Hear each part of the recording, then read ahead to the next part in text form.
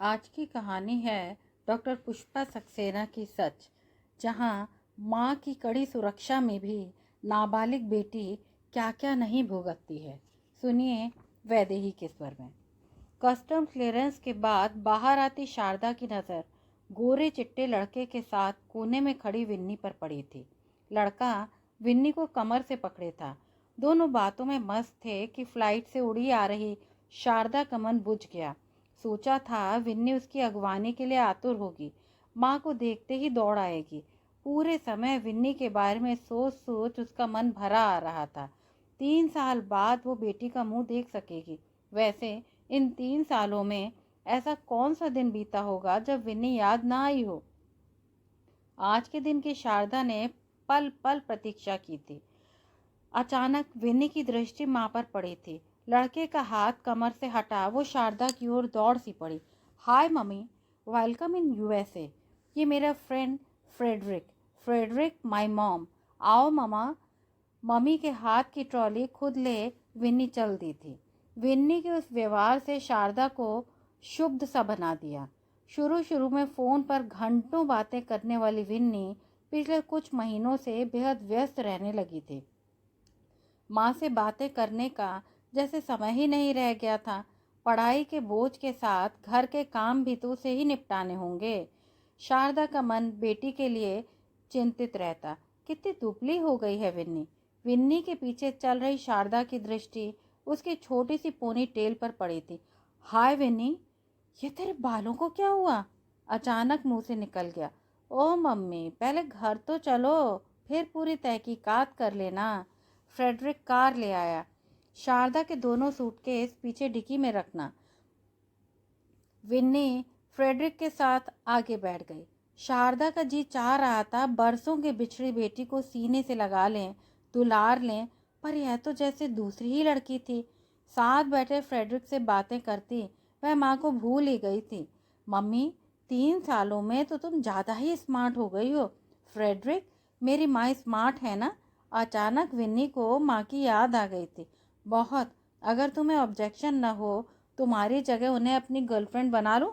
दोनों की सम्मिलित हंसी पर शारदा के कान जल उठे। छी, ऐसी छिचोरी बात। सुना फ्रेडरिक, क्या कह रही हैं मम्मी? विनी ने अंग्रेजी में कहा था। क्या तुम्हारी मम्मी अंग्रेजी समझती हैं? ओह यस, मेरी मम्मी स्कूल में टीचर हैं। रियली? फ्रेडरिक की आंखों में आश्चर्य था। अपार्टमेंट के सामने कार रोक फ्रेडरिक ने सूटकेस बाहर निकाले थे। विनी साथ में छोटी सी कार्ड भी लाई थी। कार्ड पर सूटकेस रख विन्नी ने फ्रेडरिक को थैंक्स दिया था। बाय कर फ्रेडरिक कार लेकर चला गया। ये तेरा कैसा दोस्त है विन्नी? दोस्त कैसे होते हैं मम्मी? हम दोनों ने साथ एमएस किया, अब साथ ही जॉब लिया है। अपार्टमेंट में पहुंच शारदा ने चारों ओर दृष्टि डाली थी। विनी के एक कमरे का अपार्टमेंट काफ़ी सुव्यवस्थित था। टीवी पर शारदा और उसके पति का फोटो रखा था। उस फोटो को विनी यहाँ आते समय साथ ले आई थी। शारदा का मन संतोष से भर उठा। इतनी सी लड़की घर परिवार से दूर कैसे रहती होगी? फोटो के सहारे दिन काटना क्या आसान होता है? जी चाहा विनी को लिपटा ले, पर न जाने कैसा संकोच सा हो आया। तभी पीछे से आ विनी उसके कंधे से लिपट गई। बचपन से ये उसकी आदत थी। कहीं से भी आ माँ के पीछे से लिपट जाया करती, तभी तो वह चौंक उठा करती। शारदा की आंखों से आंसू बह निकले। कम ऑन मम्मी, ये क्या? अब भी तुम अब तो तुम मेरे पास हो। विनी ने प्यार से माँ के आंसू पोंछ दिए। यहाँ तो कितनी अकेली है बिन्नी। यही सोचकर जी भर आया। यहाँ सब अकेले ही होते हैं मम्मी। कुछ दिन रहोगी तो यही जीवन रास आने लग जाएगा। किसी से कोई लेना देना नहीं, अपने काम से मतलब रखो बस। इंडिया में तो लोग अपनी जगह दूसरों पर ही निगाह रखते हैं। सो तो ठीक है बिन्नी, पर 7 समुंदर पार यहाँ अकेले डर नहीं लगता? वहाँ उतने अपनों के बीच तुम्हें डर नहीं लगता था मम्मी? हमेशा सहमी ही तो रहती थी। सीधे माँ की आंखों में आंखें डाल विन्नी ने सवाल किया था।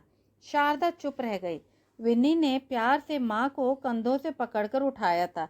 वो सामने बाथरूम है, हाथ मुंह धो लो, तब तक मैं खाना लगाती हूँ। ना, मैं कुछ नहीं खाऊंगी। तूने अभी तक कुछ नहीं खाया क्या विन्नी? 3 बज चुके हैं।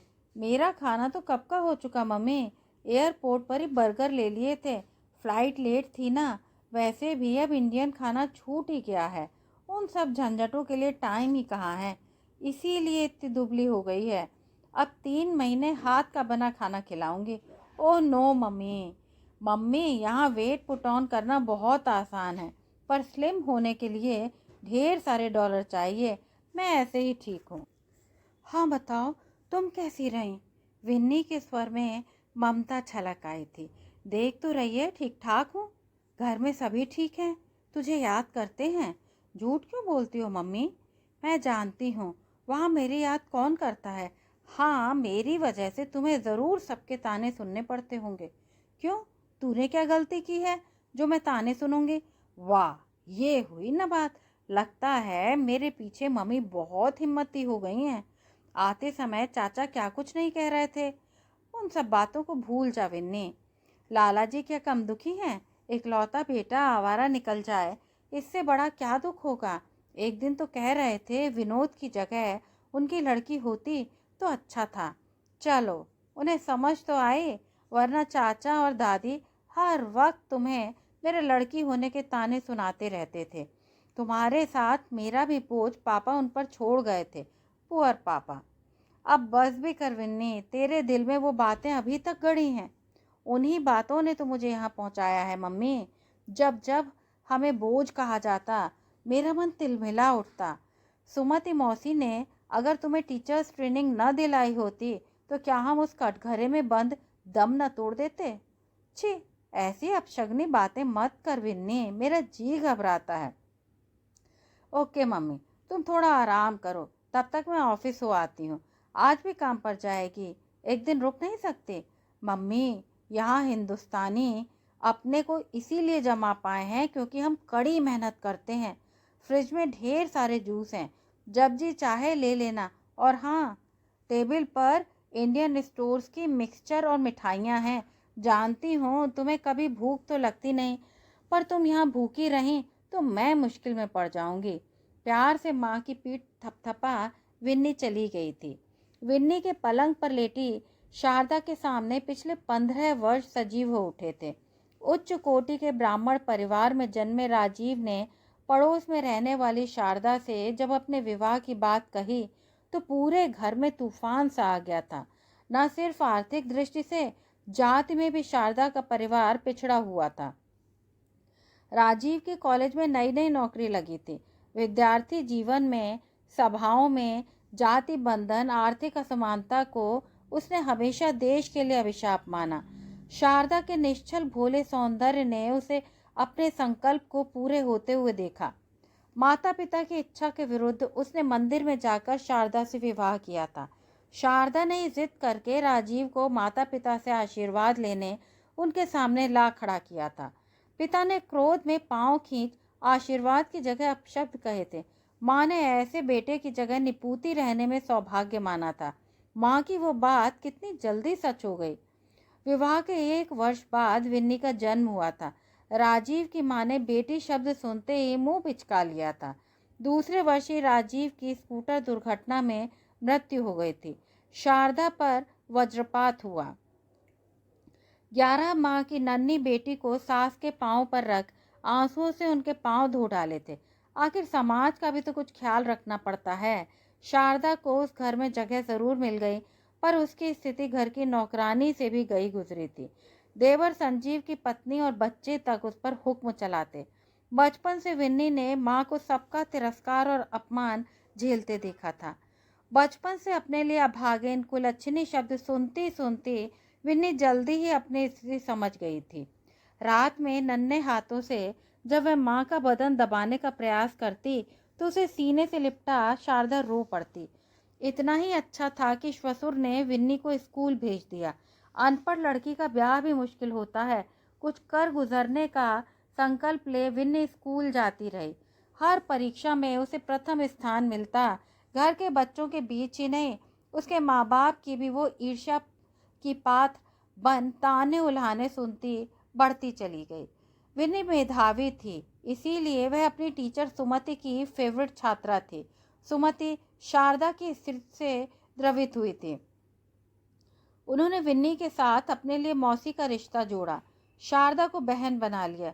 सुमति दीदी के प्रोत्साहन पर शारदा ने टीचर्स ट्रेनिंग कॉलेज से पत्राचार पाठ्यक्रम द्वारा बीएड की डिग्री ली थी। परीक्षा के परिणाम पर घर में काफ़ी हो हल्ला मचा था। सास चौंक गई थी। अरे ये तो बड़ी छुपी रुस्तम निकली, जाने अब क्या गुल खिला है, भगवान जाने। अम्मा जी अब संभल के रहिए, भाई साहब की जगह यही हिस्सेदार बनेगी। देवरानी सुनीता की ईर्ष्या उसके शब्दों में बज उठी थी। शारदा की नौकरी की बात को लेकर तो सभी नाराज हो उठे थे। संजीव दहाड़ा था, हमारे खानदान की औरतें बाहर जाकर पैसा कमाएं, ये तो हमारे लिए मर मिटने वाली बात हुई। भाभी ने घर से बाहर पांव निकाला तो इस घर में उनके लिए जगह नहीं है। मम्मी के लिए इस घर में जगह थी ही कब चाचा। 12वीं में पढ़ रही विन्नी ने कहा तो संजीव का खून खौल उठा। विन्नी को चांटा मारने के लिए उठा हाथ स्वयं विन्नी ने पकड़कर रोक दिया था। सारा घर स्तब्ध होकर वह दृश्य देखता रह गया। क्रोध में पागल हो रहे संजीव ने घोषणा कर दी, अब उस घर में वह एक पल भी नहीं रुक सकते। शारदा ने हाथ जोड़ विन्नी की तरफ से माफ़ी मांगी थी। उसे माफ़ कर दें लाला जी, आगे कभी ऐसी गलती नहीं होगी। मैंने कोई गलती नहीं की है मम्मी, मेरे लिए तुम्हें किसी के सामने झुकने की ज़रूरत नहीं। तेजी से अपनी बात कह विन्नी बाहर चली गई थी। दूसरे दिन सुमति दीदी ने शारदा के ससुर को अकेले में न जाने क्या समझाया कि शारदा को स्कूल में नौकरी की इजाज़त मिल गई थी। पहले दिन स्कूल से वापस लौटी शारदा को विन्नी ने बच्चे की तरह चिपटा लिया था। आज से तुम्हारी मुक्ति की राह खुल गई है मम्मी, बधाई। 12वीं के बाद विन्नी को आईआईटी में जब दाखिला मिला तो संजीव और सुनीता ने मातम सा मना डाला। सबका लाडला विनोद 10वीं भी पास नहीं कर सका था। इंजीनियरिंग के बाद जब विन्नी को अमेरिका जाने का भूत सवार हुआ तो शारदा भी डर गई थी। अनब्याही लड़की को सात समुंदर पार भेजने की हिम्मत नहीं हो रही थी, पर विन्नी थी कि शादी के नाम से हड़क जाती थी। सुमति दीदी ने फिर समझाया, उसका अपना भविष्य शारदा, उसे जाने दे। शादी के बाद भी क्या मिल पाता है। विन्नी ने एक पैसा भी अपने एयर टिकट पर खर्च नहीं होने दिया। अपने स्कॉलरशिप और ट्यूशन के पैसों को जोड़ उसने अपनी अमेरिका यात्रा की पूरी तैयारी कर ली। विन्नी को विदा करती शारदा टूट गई थी। तब विन्नी ने दिलासा दिया था, तुम हमेशा अपने को असहाय निरुपाय समझती रही मम्मी, आज से तुम कभी किसी के आगे सिर नहीं झुकाओगी। मैं जल्दी ही तुम्हें यहाँ से ले जाऊंगी। हमेशा याद रखो तुम किसी पर निर्भर नहीं हो मम्मी। तब से आज तक 3 साल कैसे बीते शारदा ही जानती है। अपार्टमेंट का दरवाज़ा खोल विनी अंदर आ गई। हाय मम्मी, सो पाई या पुरानी यादों में जागती रहीं? विन्नी ने उत्फुल्ल चेहरे से शारदा की ओर देखा। शारदा मुस्कुरा उठी थी। ये क्या, तुमने अब तक कुछ नहीं खाया? टेबल पर सारा सामान जो का त्यों सजा देख विनी नाराज हो उठी थी। अब तो आ गई ना, मेरा पेट भर गया। ओ नो मम्मी, यहाँ कोरी भावुकता से पेट नहीं भरा जा सकता। We have to be practical. तुम वहाँ सबके नाज नखरे उठाती थी, यहाँ किसी के पास किसी के लिए टाइम नहीं है। अगर खुद अपने को न देखो तो गए काम से। मेरे लिए भी तेरे पास टाइम नहीं है विन्नी। शायद है, शायद नहीं। मतलब यहाँ रहोगी तो खुद ही समझ जाओगे। अच्छा, अब जल्दी से तैयार हो जाओ, डिनर पर फ्रेडरिक आ रहा है। क्या साड़ी बदल लूँ विन्नी? अरे नहीं मम्मी, बस जरा बाल वाल ठीक कर लो ताकि मेरी मम्मी लगो, रामपुर की शारदा नहीं। अंतिम बात कहते विन्नी का स्वर सख्त हो आया था। तू रामपुर को कभी भूल नहीं पाएगी विन्नी। तभी द्वार पर किसी ने दस्तक दी। दरवाज़ा खोल फ्रेडरिक आ गया था। Hi mom. फ्रेडरिक के हाय का शारदा ने कोई जवाब नहीं दिया। शायद उसे सूझा ही नहीं था, बस अपने में और सिमट सी गई थी। Oh Frederick, you are too early. वापस चला जाऊं? फ्रेडरिक मुस्कुरा रहा था।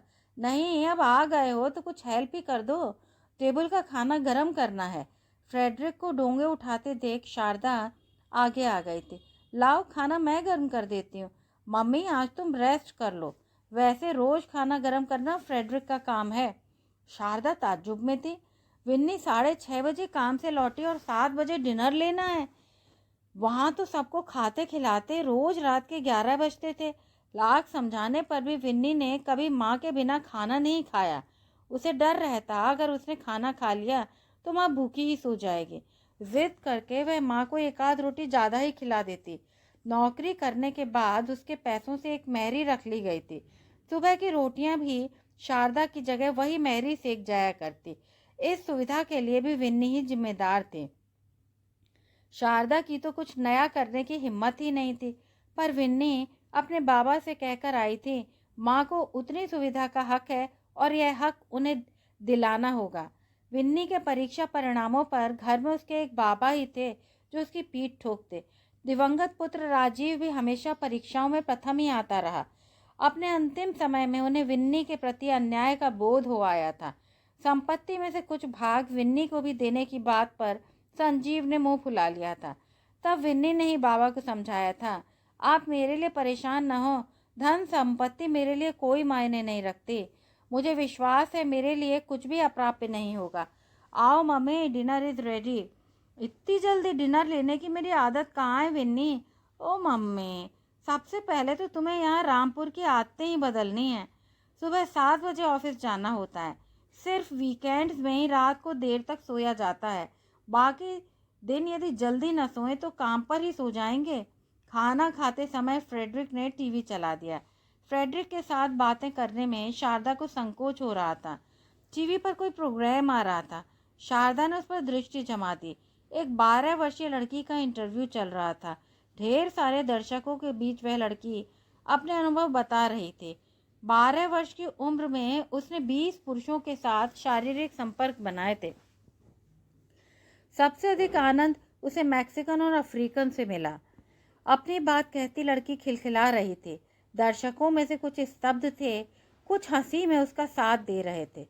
शारदा के मुंह का स्वाद कड़वा हो गया। वितृष्णा की लहर पूरे शरीर में व्याप्त हो गई। फ्रेडरिक का ध्यान टीवी पर था। उसने धीमे से विनी से कुछ कहा। दोनों के चेहरों पर मुस्कुराहट थी। विनी ने फ्रेडरिक से कोई और चैनल लगाने को कह दिया। माँ पर दृष्टि डाली थी। शारदा के चेहरे पर वह पूरी कहानी पड़ गई थी। डिनर के बाद फ्रेडरिक ने वीसीआर पर कोई अंग्रेजी फिल्म लगाई थी। शारदा को याद आया, एक बार पड़ोस के घर वीसीआर पर फिल्म देखने घर के सारे बच्चे गए थे। विन्नी को साथ जाते देख विनोद चिढ़ गया था। ये भिखमंगन भी हमारे साथ जाएगी तो हमारी सब हंसी उड़ाएंगे। जरा इसकी फ्रॉक तो देखो, दादी की पोटली से निकली नमूना है। उस दिन के बाद विन्नी कभी कहीं नहीं गई। आज उसके पास अपना क्या कुछ नहीं है, पर इस देश के प्रति शारदा आश्वस्त नहीं हो पा रही थी। कहाँ ढकेल दिया उसने बेटी को। ऐसे नंगे कपड़ों में इतने खुले प्रोग्राम देख क्या कोई सामान्य रह सकेगा? फिल्म के अश्लील दृश्यों को फ्रेडरिक के साथ विन्नी आराम से देख रही थी। 10:30 बजते बजते शारदा को नींद आने लगी थी। विन्नी, मैं सोने जा रही हूँ। Okay, good night mom, see you tomorrow. Frederick ने उसे विदा दे दी थी। पलंग पर लेटी शारदा से नींद कोसों दूर थी। अजीब सी बेचैनी उस पर हावी होती जा रही थी। विदेशी युवक के साथ विन्नी कैसी फिल्म देख रही है। सुमति दी ने न जाने कैसी सलाह दे डाली। भारत में जैसे तैसे उसकी शादी हो जाती। विन्नी के साथ पढ़ रहे नैन ने तो बाकायदा उसे शादी का प्रस्ताव भिजवाया था, पर विन्नी ने घर सिर पर उठा लिया था। शादी करने के लिए हामी भरना तो दूर, उस बारे में किसी से बात तक नहीं करने दी थी। न जाने क्यों लड़की ऐसा क्यों कर रही। कोई रोकने टोकने वाला भी तो नहीं। पता नहीं फ्रेडरिक के साथ उसके संबंध किस सीमा तक हैं। भय से शारदा का रोम रोम कांप उठा। एक सप्ताह में शारदा ने अपने को उस माहौल में ढाल सा लिया था। शनिवार को विन्नी सुबह 10 साढ़े 10 बजे तक सोती रही। बेचारी लड़की को आराम के लिए बस वही एक दिन तो मिलता है, बाकी दिन तो 10-12 घंटे की ड्यूटी रहती है। सोती विन्नी के माथे पर आई लट जैसे ही शारदा ने हटानी चाही थी, वह बुदबुदा उठी थी। ओ फ्रेड, सोने दो। शारदा बुत बन गई। विन्नी फ्रेडरिक के साथ सोती रही है। अचानक जैसे विन्नी को स्थिति का भान हुआ। आंखें खोल माँ के निष्प्रभ चेहरे को देख वो हल्के से मुस्कुराई थी। बस एक ही दिन तो मिलता है मम्मी, तुम नाश्ता कर लो, मैं लंच ही लूँगी। सिर पर चादर तान विन्नी फिर से सो गई थी। शारदा तो जैसे काट हो गई थी। इस लड़की को कितना संभाल के रखा और आज यहाँ ये क्या कर रही है। वर्षों के दिए माँ के संस्कार 3 वर्षों में धो पोंछ कर रख दिए। 12 बजे के बाद ही विन्नी उठी थी। उठते ही शोर मचा दिया, मम्मी आज मटर की तहरी बनाना, तुम्हारी तहरी खाए जमाना बीत गया है। हाँ तहरी ज़्यादा बनाना, फ्रेड भी आ रहा है। माँ को कहने सुनने का समय दिए बिना विन्नी ने बाथरूम बंद कर लिया था। शैम्पू किए बाहर निकली विन्नी एकदम ताज़ा लग रही थी। तहरी की खुशबू कमरे में फैल गई थी। बर्तन लगाती शारदा ने सपाट आवाज में पूछा था, फ्रेडरिक से तू शादी करेगी विन्नी? क्या फ्रेड से शादी? क्यों? ऐसा क्यों सोचा मम्मी? तेरे साथ उसके संबंधों से तो ऐसा ही लगा विन्नी। ओ माँ तुम परेशान मत हो, तुम्हारी विन्नी अब बच्ची नहीं है, इसीलिए तो डरती हूँ। क्यों मम्मी, जब बच्ची थी तो डरने की बात नहीं थी? क्या मतलब? शारदा परेशान हो उठी। यहाँ फ्रेड को देखकर तुम डर गई ना मम्मी, पर वहाँ यहाँ रामपुर जैसी बात नहीं है। मेरी इच्छा के विरुद्ध वह कुछ नहीं कर सकता, और अगर तेरी रजामंदी हुई तो वो सब कुछ कर सकता है। शारदा का स्वर तनिक ऊंचा हो गया था। Cool mummy cool. जानती हो मम्मी, तुम्हारी कड़ी सुरक्षा में भी तुम्हारी बेटी ने क्या भुगता है। जानती हूँ तूने बहुत कष्ट उठाए, पर वो मेरी मजबूरी थी बेटी। तुम नहीं, कुछ भी नहीं जानती मम्मी, तुम्हारी बेटी ने क्या त्रासदी झेली है। क्या बात है विन्नी, साफ साफ क्यों नहीं कहती? शारदा डर सी गई। साफ साफ सुनना चाहती हो तो जान लो, 10 साल की उम्र में विनोद ने मुझसे जबरदस्ती की थी। मेरे चिल्लाने पर दादी ने मुझे ही धमकाया था। तुम्हें कुछ न बताने की कसम दी थी, डराया था। अगर तुम्हें कुछ बताया तो तुम मार दी जाओगी। मैं तुम्हें खो नहीं सकती थी मम्मी। आक्रोश अपमान से विन्नी का गला रोंद आया था। शारदा फटी फटी आंखों से ताकती रह गई। अपना सगा चचेरा भाई बहन के साथ, काश धरती फट जाती। शारदा पर किसी की दृष्टि ना पड़े, इसके लिए हमेशा उसने अपने को कैद रखा, पर अपनी नन्ही बेटी की रक्षा न कर सकी। मम्मी तुम ठीक तो हो ना? शारदा को कंधों से झकझोर विन्नी ने चैतन्य किया था। मैं क्या करूं विन्नी?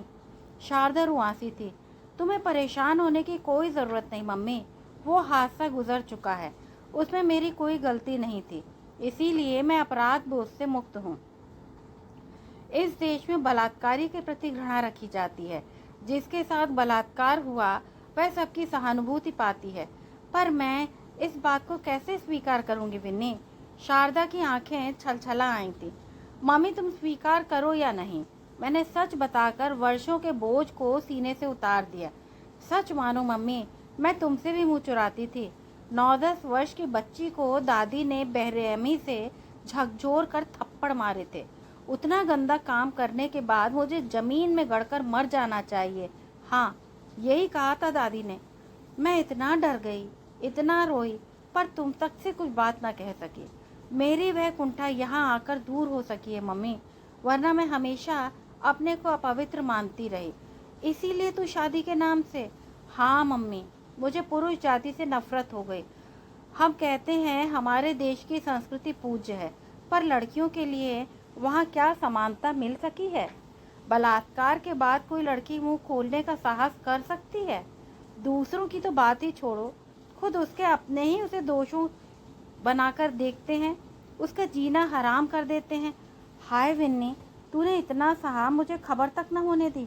खबर हो भी जाती तो क्या फर्क पड़ता? यही ना कि तब तुम भी मेरे साथ अपराधी की तरह जीते।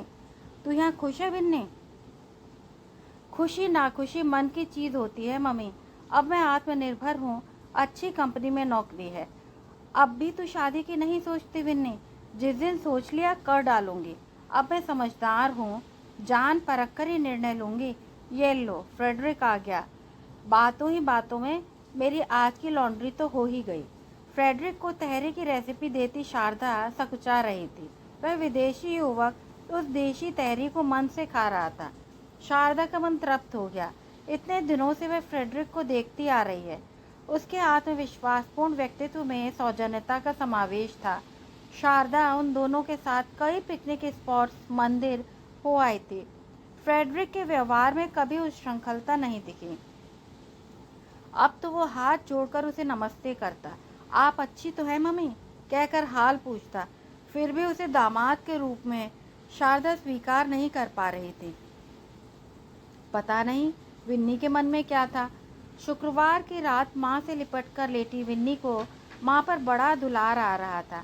माँ का माथा सहलाती विन्नी बातें किए जा रही थी। शनिवार के दिन उठने की कोई जल्दी नहीं होती। सच कहो मम्मी, पापा के चले जाने के बाद तुम्हारे मन में फिर विवाह की इच्छा नहीं हुई? छी, क्या बकवास करती है। ऐसी बातें सुनना भी पाप है। क्यों माँ? पति भगवान होता है, वही उसका सर्वस्व है। उसके बाद स्त्री का जीवन बस उसके स्मरण पूजन में ही बीतता है।